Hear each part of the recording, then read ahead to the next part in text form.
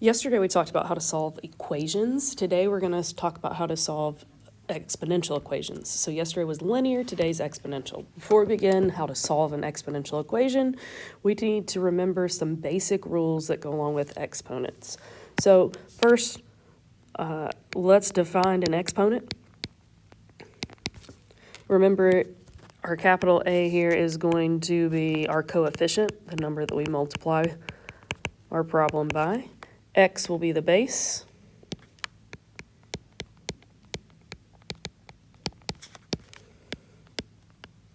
And B is going to be the value of the power. So how many times am I going to multiply X by itself? That's what my exponent is telling me. We got to review a couple of rules with exponents on what to do. So if we are multiplying our exponents, so you can see x to the fifth times x to the third, our rule here is that we are going to really add the exponents. If we have a coefficient, then we're going to multiply the coefficient. But the exponents themselves, we're going to add. So if I look at x to the fifth times x to the third, the coefficients of those two things, there we go, is 1 and 1. So if I multiply 1 times 1, that is going to give me 1. So then I look at my exponents. I've got 5 and 3. You add those two things together, it gives me an answer of x to the 8th. For letter B, we're going to look at our coefficients to start with. So our coefficients are 5 and negative 2. 5 times negative 2 gives me negative 10. And then we're going to add our exponents. So 4 plus 5 gives me x to the 9th. Making sure that we keep that x in the problem. Now, if I have a problem that has mixed variables, so we see 2x to the 4th, 3y to the 3rd, 8x to the 5th, 4y to the 4th, we are still going to do the same concept. We are going to take each of these coefficients, and we're going to multiply those things together. So negative 2 times 3 times 8 times 4. That part doesn't change. You put that straight into your calculator. So negative 2 times 3 times 8 times 4 gives me negative 192. And when I go to combine my exponents, I can only combine things that are alike.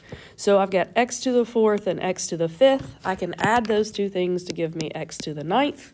But then if I look, I also have those y values. So y to the 3rd and y to the 4th, I will add those. So we get y to the 7th. So main thing we need to remember is when we multiply our exponents, we're going to, or when we have problems with exponents and we multiply, you multiply the coefficients, the values in front, and then you add the exponents. If I see something where I have to divide these powers, well, instead of adding our exponents, now we are going to subtract the exponents. And just like before how we multiplied our coefficients, this time, because it tells us to divide, we are going to divide the coefficients. This is like a multi-piece puzzle. You just have to break it down and do one step at a time. So my coefficients for x to the 5th and x squared is 1. 1 divided by 1 is 1. So then I just look at my exponents here, and I'm going to subtract 5 minus 2. So I'm left with x to the 3rd. When I look at this next problem, 12 over 15, now that's not going to divide evenly, but I still need to reduce that fraction. So I'm going to put that into my calculator. 12 over 15 is going to reduce to 4/5. So 4 over 5. And then same thing, I'm looking at these exponents. 5 minus 3 in this case is x squared. Now notice that it's 4/5, but it could also be 4x squared divided by 5, however you choose to write this. Now, if we have the next one, notice there's two pieces. What we're going to need to do here. So we need to multiply the numerators to start with, just like we did ahead on the problem before. So 2 times 3 is 6. And then I'm going to add those exponents. So 4 plus 2 is x to the 6th. Then we're going to multiply our coefficients in the denominator. 7 times 3 is 21. And then add, now remember, if I just have an x, that's like saying it's x to the first power. So I'm going to add 3 plus 1 to give me x to the 4th. At this point, now I have to continue to simplify, so now I'm going to do that division. Using my calculator, I'm going to reduce the fraction 6 over 21. That gives me 2/7. And then I'm going to deal with my exponents by subtracting. So x to the 6th and x to the 4th, 6 minus 4 leaves me with 2. So 2/7 x squared, or again, you can put the x squared in the numerator, 2x squared over 7. If you haven't got anything down so far, this would be a great time to pause the video, make sure you understand what we're doing before we move on to a new rule. If you have a power to a power, so I have an exponent to another exponent, the rule that we're going to follow here is that we multiply the exponents. So if it's just a multiplication problem, then we add, but if I have a power to another power, so 2 to the third power, I will be multiplying those exponents. Now I still have to raise the base to the power that's given, and we'll see that as we get to letter C. So the coefficient of the base to the power given.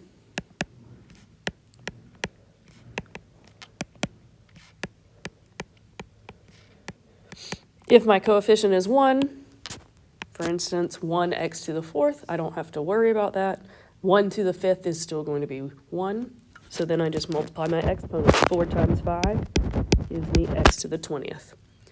What you're doing here is you're taking x to the 4th and you are multiplying it together 5 times if you were going to expand this. So it would look like this, just so you understand what is happening. At that point, I could just add those exponents, 4 plus 4 plus 4 plus 4 plus 4, and that's where I get x to the 20th. Again, for letter B, my coefficient is 1, so 1 to the 3rd is going to still be 1. And then I multiply those exponents, so x to the 12th. For letter C, this is where things get mixed up a little bit, because we do have a coefficient that is not 1. So I need to start by doing 2 to the 3rd, or in this case, there are no variables, sorry.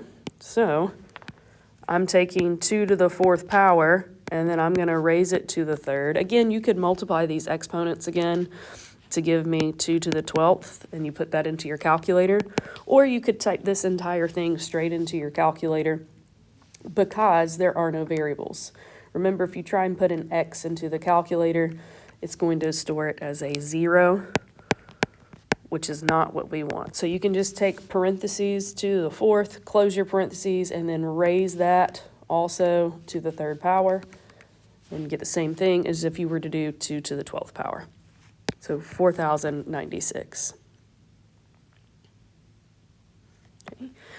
As we move on to the next ones, this is where we need to make sure that we are distributing these products to a power every single time. So make sure, a little key here, that every piece inside of the parentheses gets raised to the power that's given.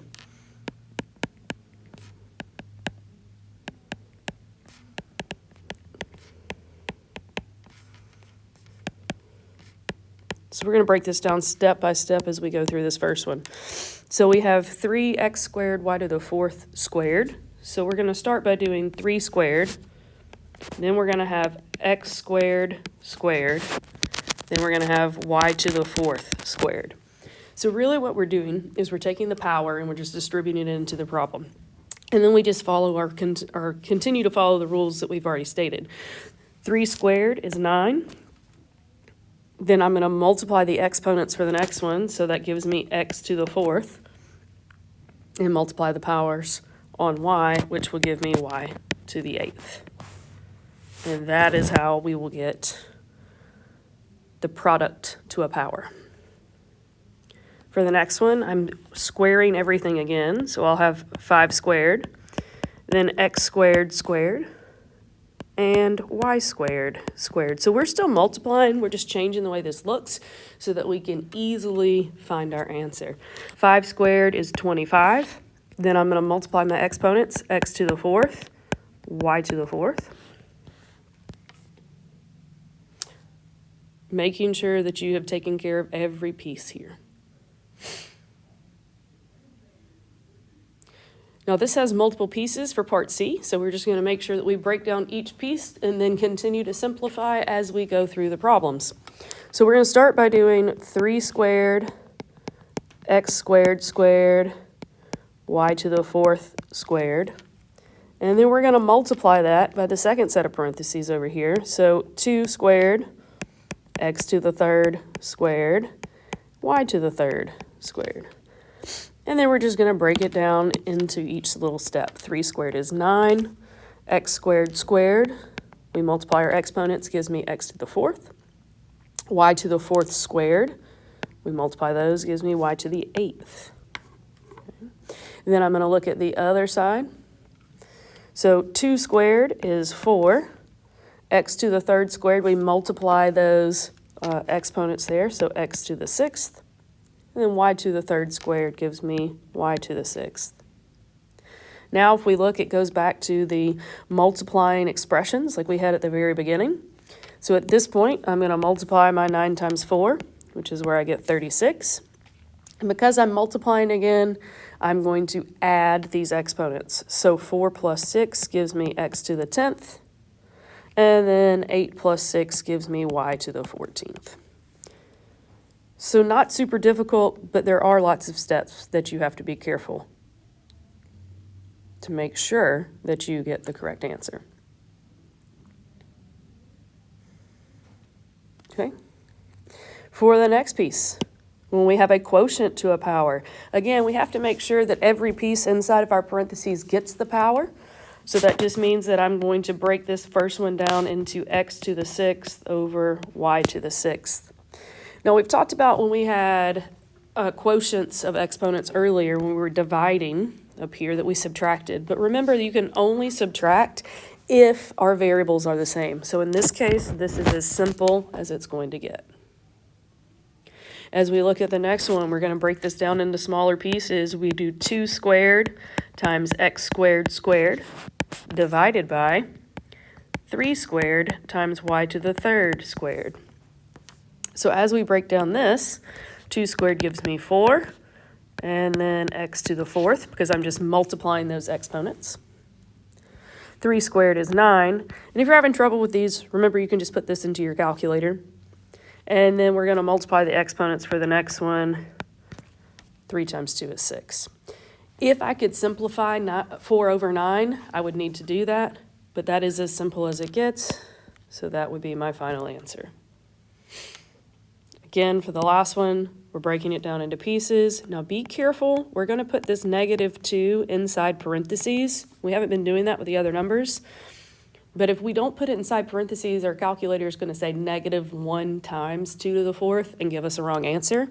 So we want to make sure that we get that -2 inside the parentheses so that we know that we are multiplying -2 by itself 4 times. Then we're going to continue to just break down all the other pieces of the numerator. So x squared to the 4th power, and then y to the 3rd to the 4th power. And then we're going to divide. In this case, it is still to the 4th power, so 3 to the 4th, x to the 4th, and then we have y to the 5th to the 4th power. So as we break this down, -2 to the 4th power is going to give me 16. X to the 8th, because remember at this point we are multiplying these exponents. Y to the 12th. And then in the denominator, 3 to the 4th power is 81. X to the 4th. And y to the 20th. At this point, we've got one more step that we have to do, and that's simplify. So I'm going to go to the calculator and type in 16 over 81 to see if that can become any more simple. It cannot, so we're going to leave that, 16 over 81. But then x to the 4th, we have x to the 8th divided by x to the 4th. So what I'm going to do there is make sure that I subtract those exponents. And I'm going to put x to the 4th in the numerator because it gives me a +4. Well, when I put 12 minus 20 into my calculator, I'm going to get a negative value. And in order to get rid of those negative exponents, I am going to need to put that in the denominator. So if you were to just type in 12 minus 20, you would think your answer is y to the negative 8th. But to get rid of that negative exponent, we need to move it to the denominator. And we're going to practice that more on the next page. If you don't have any of this right now, this would be a perfect time to pause the video and make sure you get caught up and understand all that is happening before we move on. All right, so we just talked about those negative powers.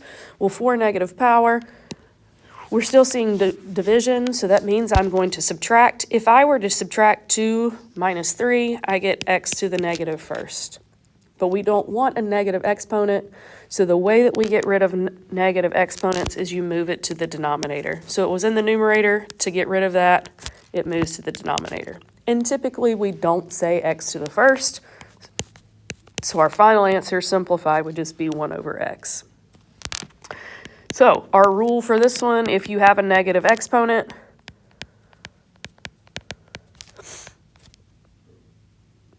well, if you have a negative, you move its location.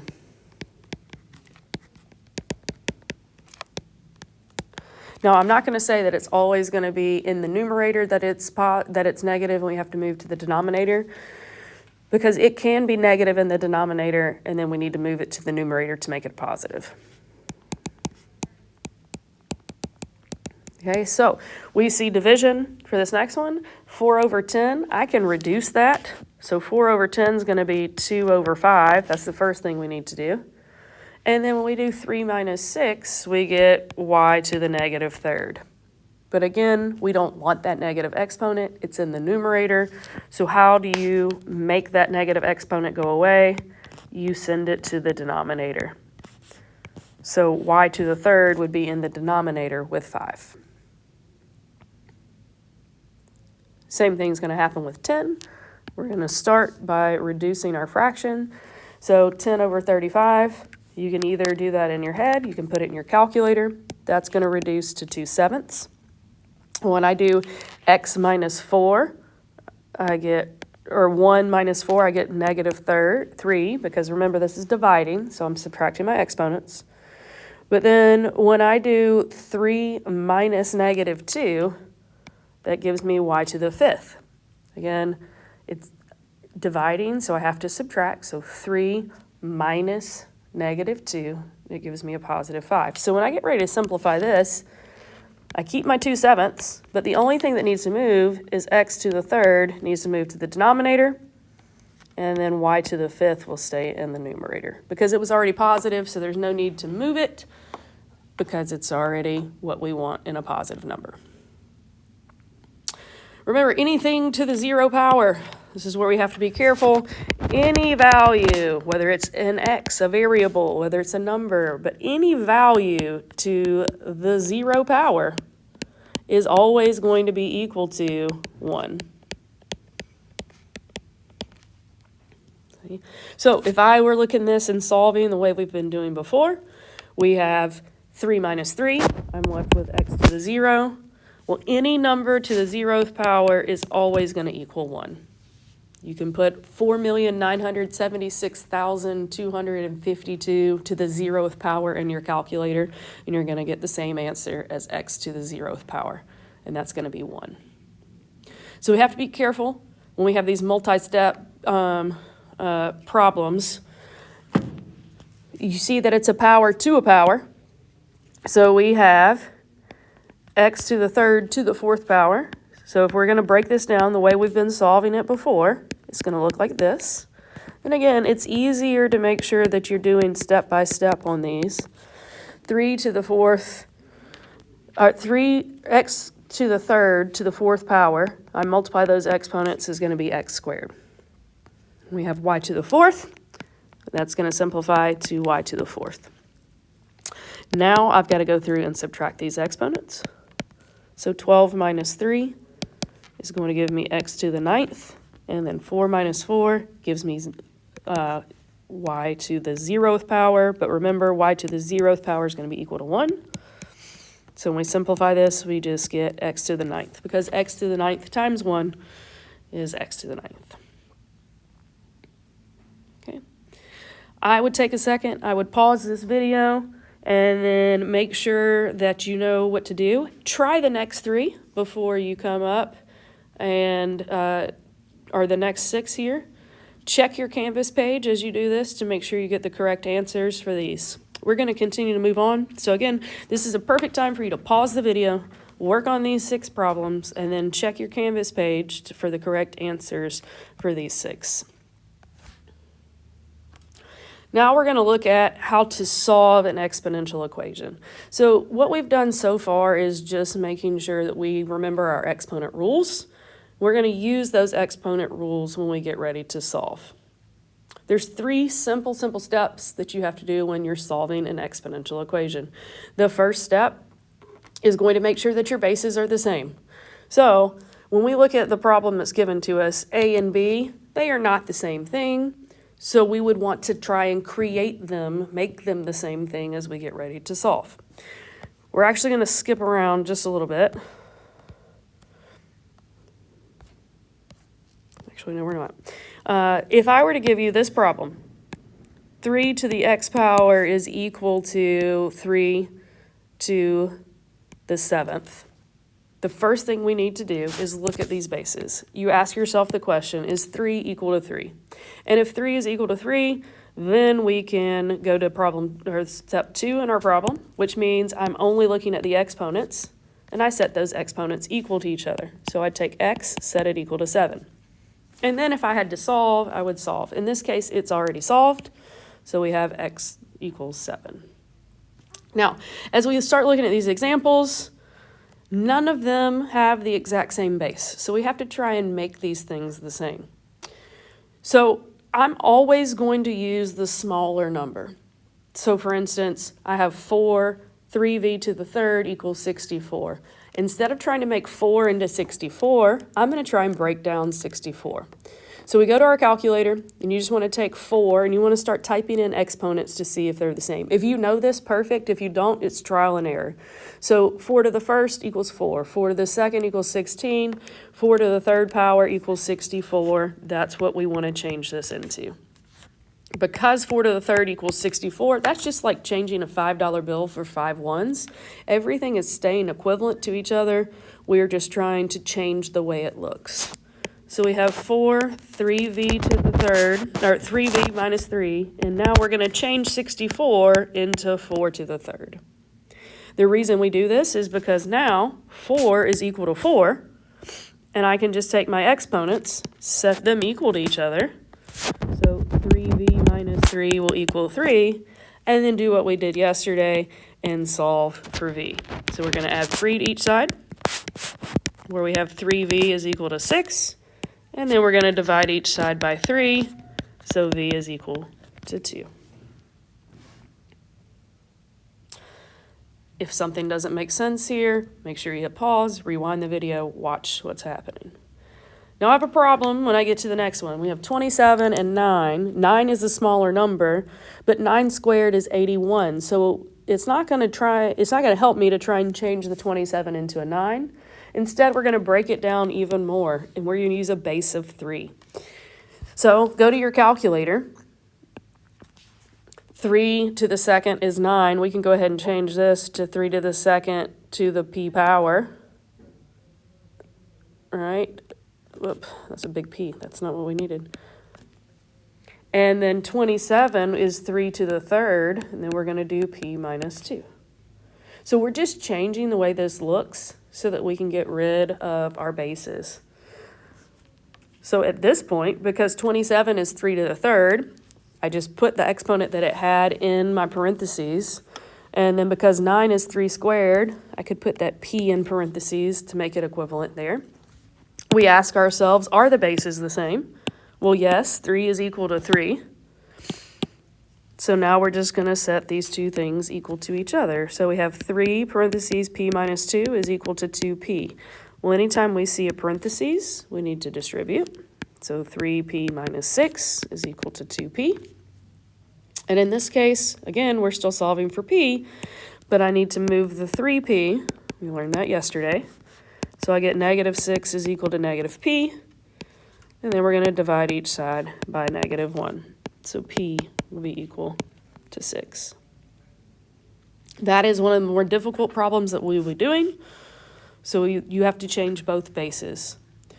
For the next one, I already have 3 to the x. It can't get any smaller, so we're going to keep this 3 to the x, but I need to change 81. So I know 3 to the second is 9. 3 to the third is 27. So I'm going to change 81 to 3 to the fourth because I know those two things are equal to each other. So now I have 3 to the x is equal to 3 to the fourth. My bases are the same, and I can just take my exponents, set them equal, and solve. This is super simple because I don't have to solve anything. It's already x is equal to 4. 27 and 243. Again, if you do 27 squared, because that is a smaller number, you get 729. So I can't use 27. Instead, let's change these back into a base of 3. So we just said that 3 to the fourth is equal to 27. And then I'm just going to keep going in the calculator. I'm sorry, not 3 to the fourth is equal to 27. 3 to the third is equal to 27. 3 to the fourth is 81. And then we're going to take 3 to the fourth. We know that's 81. Try 3 to the fifth.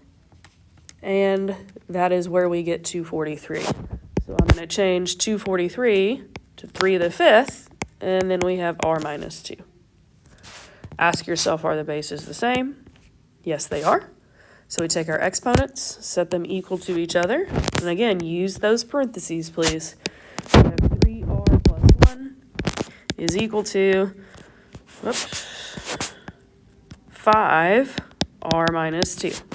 We're going to contribute on both sides, so we get 3r plus 3 is equal to 5r minus 10.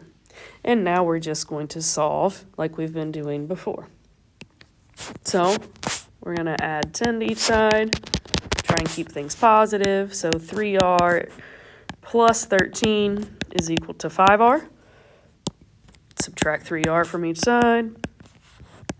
So we have 13 is equal to 2r. Divide each side by 2. And it is okay to have a fraction or a decimal. You are completely fine. You can leave it 13 over 2. Or if you want to change that to 6.5, I am fine with that. All right, so at this point, you need to pause your video and try those other 5 examples that are left.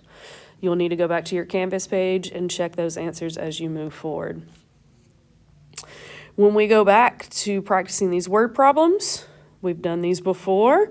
You have to remember a couple of things about exponential problems. So exponential growth.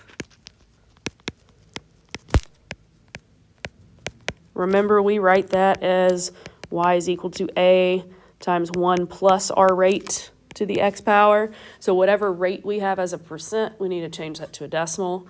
If it's an exponential decay, remember we're doing 1 minus, so y equals a times 1 minus r to the x power, because those values should be getting lower. Remember, change your rate to a percent, or change your percent to a decimal, and then plug it in. The other things you need to remember, this is just a review of things we've already talked about. If you see compound interest, so the word compound, you are going to use this formula. Our principal is equal to 1 plus the rate divided by the n value to the n times t power. So our principal is our starting amount of money. Our R value is our rate. Again, it's the percentage, so please change it to a decimal. N is the number of times compounded in a year. So if it says annually, that's 1. Semi-annually, 2. Monthly, N would equal 12. Quarterly, N would equal 4. Weekly, N would equal 52. And just don't forget that your exponent here is N times T. Okay, so at this point, you should be finishing up these notes. Make sure that you go into your Canvas page and you check each of these things because it is posted as well. And then don't forget that you have homework this evening as well.